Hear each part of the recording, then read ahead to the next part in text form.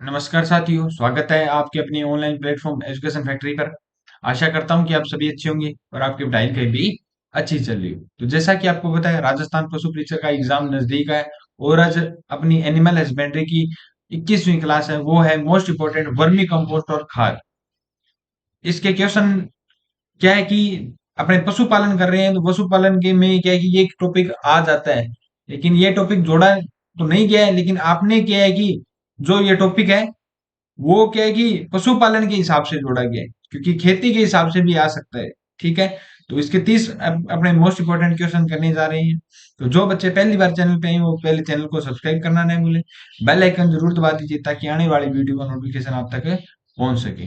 दूसरा, अभी तक जिन बच्चों ने एजुकेशन फैक्ट्री ऐप डाउनलोड नहीं किया है तो जल्दी प्ले स्टोर पर जाइए और एजुकेशन फैक्ट्री ऐप डाउनलोड कीजिए, जिस पर मात्र 99 रुपए में आपको 300 प्लस टेस्ट दिए जा रहे हैं।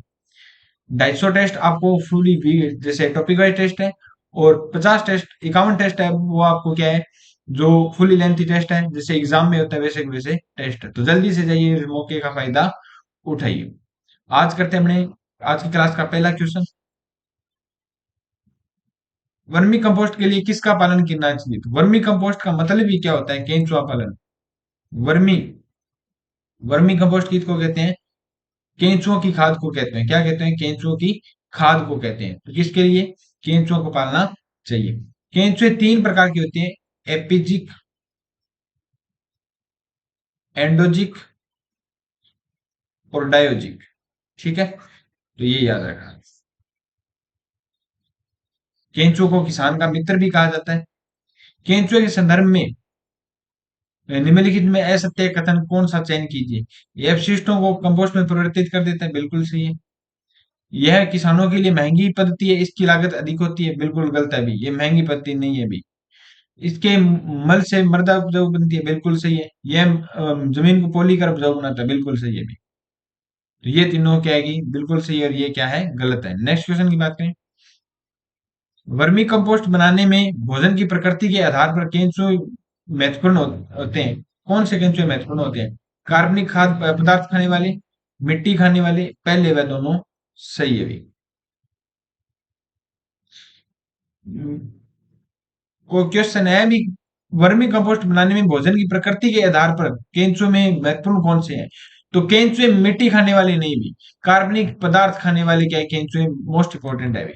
क्योंकि केंचुए कार्बनिक खाद पदार्थ खाएंगे तभी कार्बनिक पदार्थ बनेगी।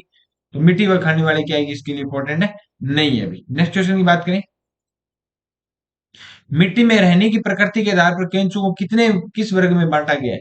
तो एपिजिक, एंडोजिक और एनेसिक।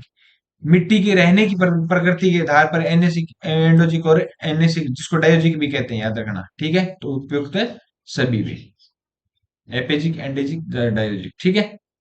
केंचुए की प्रजातियां कौन सी? आइसिना फोर्टिडा, आइसिनिया इनड्रेई और पोरियोनिक्स एक्सकेवेट। तो आइसिनिया फोएटिडा है ना, जो अपने क्या है कि यूज में लेते हैं। बाकी क्या है कि इसकी अलग अलग प्रजातियां भी। वर्मी कंपोस्ट की रासायनिक संगठन में शामिल होता है तो मैग्नीशियम भी होता है, सोडियम भी होता है और फास्फोरस, तीनों होते हैं, एनपीके तीनों होते हैं। ठीक है। नेक्स्ट अपनी बात करें। वर्मी कंपोस्ट रासायनिक खाद की तुलना में श्रेष्ठ है, क्यों? ये उर्वरा शक्ति बढ़ाते हैं, ये प्रदूषण मुक्त करते हैं, पौध रक्षा दवाई उपेक्षाकृत रासायनिक खाद से कम उपलब्ध होती है, बिल्कुल सही है भी। दोनों के दोनों ऑप्शन क्या है, सही है। नेक्स्ट क्वेश्चन की बात करें।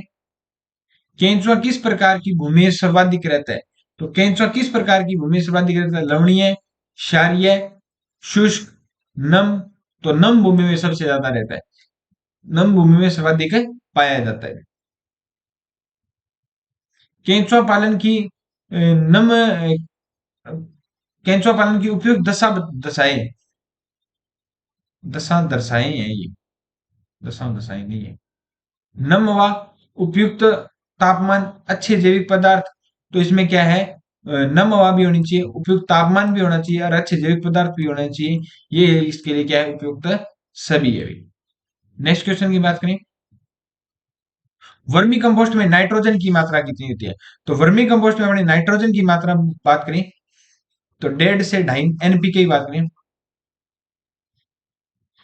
1.5 से 2.5 2.5 से 3 और फिर 1.5 से 2.5, याद रखना एनपीके इतनी होती है तीनों में। ठीक है, एनपीके याद रखना। तो एनपीके मतलब नाइट्रोजन कितनी है, 1.5 से 2.5। वर्मी कंपोस्ट बनाने में किस प्रकार का अपशिष्ट पदार्थ प्रयोग में नहीं लेना चाहिए? गोबर, अंडे की खोपड़ी और गोल्डन वेस्ट। तो कुत्ते का मल नहीं लेना चाहिए, सभी वेस्ट काम में आ सकते हैं, मल वगैरह नहीं लेना चाहिए। वर्मी कंपोस्ट के लिए कार्बन और नाइट्रोजन का आदर्श अनुपात क्या होता है? कार्बन और नाइट्रोजन का अनुपात अपनी बात करें तो 30:1 का होता है। कितना होता है? 30:1 होता है। नेक्स्ट क्वेश्चन की बात करें, लंबे समय से किसान का अभिन्न मित्र हलवाहा के रूप में किसे जाना जाता है? किसान का मित्र किसको कहा जाता है? पहले क्वेश्चन में बताया था केंचुए को कहा जाता है। किसको कहा जाता है? केंचुए को कहा जाता है। नेक्स्ट क्वेश्चन की बात करें, केंचुए के मल से तैयार की गई खाद से किस नाम से जानी जाती है, जो कि पोषण पदार्थों की भरपूर एक उत्तम जैव उर्वरक है? देसी जैव उर्वरक, वर्मी कंपोस्ट, गोबर की खाद। तो कौन सी उर्वरक जो अपने क्या है कि केंचुए की खाद कहलाती है? तो वर्मी कंपोस्ट। कौन सी? Vermicompost. वर्मी कंपोस्ट में गोबर की खाद की अपेक्षा कितने गुना नाइट्रोजन अधिक पाई जाती है? 10 गुना अधिक पाई जाती है। कितनी गुना? 10 गुना। इसमें ये सही रहेगा, 10 गुना। 10 गुना नाइट्रोजन अधिक पाई जाती है। कुछ बुकों में 5 गुना भी लिखा है, लेकिन 10 गुना सही है अभी इसका। नेक्स्ट क्वेश्चन पर जाने से पहले, जिन बच्चों ने अभी तक एजुकेशन फैक्ट्री ऐप डाउनलोड नहीं किया है, तो जल्दी जाइए प्ले स्टोर पर और एजुकेशन फैक्ट्री ऐप डाउनलोड कीजिए, जिस पर मात्र 99 रुपए में आपको 300 टेस्ट दिए जा रही है। फुली लेंथी टेस्ट है अभी, इस मौके का फायदा जरूर उठाइए। नेक्स्ट क्वेश्चन की बात करें, बागवानी के लिए किस प्रकार का उर्वरक खाद उपयोगी है? तो भगवान बागवानी के लिए अपनी बात करें तो यूरिया, डीएपी, सोडियम फास्फेट और वर्मी कंपोस्ट। तो वर्मी कंपोस्ट बागवानी के लिए उपयुक्त खाद है। केंचुआ किसान का मित्र होता है, इसके संदर्भ में निम्नलिखित कथनों का अध्ययन कर सत्य कथन चुनिए। तो केंचुए केंचुए द्वारा बनाई गई सुरंगें हवा पानी की हवा में मिट्टी में आसानी से पहुंच जाती है, बिल्कुल सही है। केंचुआ मृत पत्तियों पौधों को खाता है और मल मिट्टी में निश्चित कर देता है, बिल्कुल गलत है भी। केंचुआ जमीन के नीचे मिट्टी को खोदकर नरम बनाता है। जमीन के नीचे नहीं रहता केंचुआ, ऊपरी परत पे रहते हैं। उपरोक्त सभी कथन सत्य है, तो ये भी गलत। उपरोक्त सभी कथन सत्य है नहीं है, तो पहला ऑप्शन क्या है? सही है, सत्य कथन अपने को यही है। नेक्स्ट क्वेश्चन की बात करें, कंपोस्टिंग से अभिप्राय है। कंपोस्टिंग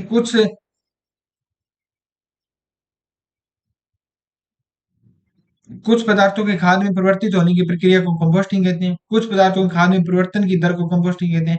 केंचुआ पालन को कंपोस्टिंग कहते हैं। खाद्य उर्वरकों की जगह जैविक उर्वरकों का प्रयोग करना कंपोस्टिंग कहते हैं। नहीं, कुछ पदार्थों के खाद में परिवर्तित होने की प्रक्रिया को क्या कहते हैं? कंपोस्टिंग कहते हैं। क्या कंपोस्ट का मतलब ही क्या है कि डिमोरलाइजेशन, वो जैसे क्या कि सड़ाना या गलाना, सबसे जो मेन मतलब वो ये कुछ पदार्थ परिवर्तित होकर खाद बन जाते हैं भी, वो क्या है? कंपोस्टिंग। मिट्टी खाने वाले केंचुए किस नाम से जाने जाते हैं? मिट्टी खाने वाले केंचुए किस नाम से जाने जाते हैं, ये बताने भी अपने। तो humus feeder, ploughman, manure farmer. Manure farmer नहीं, प्लगमैन और ह्यूमस फीडर कहलाते हैं। क्या कहते हैं? ह्यूमस फीडर और प्लगमैन कहलाते हैं। क्या कहलाते हैं? प्लगमैन। किस वर्ग के केंचुओं को किसान का मित्र या डीप ब्राउअर कहा जाता है? तो कौन से केंचुओं को कहा जाता है? एनएसी के, इसको किसको? एनएसी या डायोजी को क्या कहा जाता है? किसान का मित्र कहा जाता है। और आइसिना फोइटिडा नाम की प्रजाति क्या है अपने प्रयोग में लाई जाती है। किसान की टिकाऊपन में केंचुओं के योगदान के संदर्भ में निम्नलिखित में से कथनों में से सत्य कथन की पहचान कीजिए। भूमि की उर्वरता में सुधार करते हैं। भूमि की जैविक गुणवत्ता में सुधार करते हैं। भूमि की भौतिक गुणवत्ता में सुधार करते हैं। उपयुक्त सभी।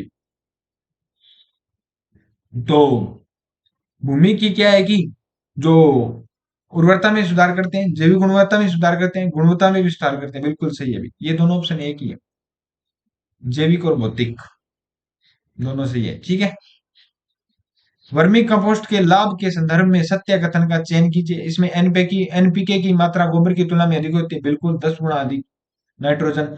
वर्मी कंपोस्ट पौधों को और मानव को नुकसान पहुंचाने वाला कोई भी जीवाणु नहीं होता, बिल्कुल सही है, नहीं होता भी। तो पहला व दोनों दोनों सही है। निम्न में से कृषि भूमि के लिए वरदान है केंचुआ। केंचुए द्वारा निर्मित खाद कहलाती है वर्मी कंपोस्ट। केंचुआ प्रजनन खाद निर्माण के लिए उपयुक्त तापमान कितना होता है, ये मोस्ट इंपोर्टेंट क्वेश्चन है। 25 से 30 डिग्री होता है। कितना होता है? 25 से 30 डिग्री। नेक्स्ट क्वेश्चन की बात करें, निम्न में से कौन सी प्रजाति वर्मी कंपोस्ट बनाने के लिए उपयोग में नहीं ली जाती? तो कौन सी प्रजाति प्रयोग में नहीं ली जाती? एपिजिक, एंडोजिक, एनएसिक तीनों लिए जाते हैं, लेकिन प्लाज्मोडियम नहीं ली जाती। कौन सी? प्लाज्मोडियम। खाद्यान्न फसलों के लिए प्रति हेक्टेयर कितनी वर्मी कंपोस्ट की आवश्यकता होती है? 1 से 2 टन की आवश्यकता होती है। कितनी होती है? 1 से 2 टन की। और क्या है कि जो बागवानी फसलें उनमें ज्यादा होती है, और जो सब्जियां होती है उनमें भी ज्यादा होती है। वर्मी कंपोस्ट के बारे में निम्न में से कौन सा कथन सही है? वर्मी कंपोस्ट का निर्माण केंचुओं द्वारा किया जाता है, बिल्कुल सही है। वर्मी कंपोस्ट रासायनिक संगठन के मुख्य के रूप में उपयोग में लाए जाते हैं।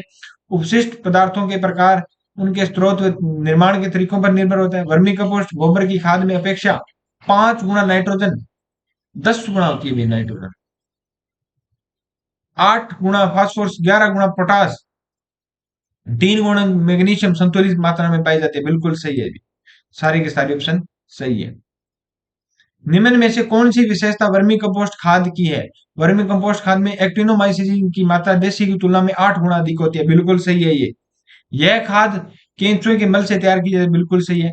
वर्मी कंपोस्ट में अन्य खाद की तुलना में नाइट्रोजन, ये वही ऑप्शन आ गया, नाइट्रोजन 5 गुना, 6 गुना फास्फोरस, 2 गुना पोटास और 3 गुना जिंक होते हैं। बिल्कुल सही है, सारी के सारी ऑप्शन है सही है। नेक्स्ट क्वेश्चन की बात करें, केंचुए के कौन सा वर्ग धरती की सतह पर रहता है?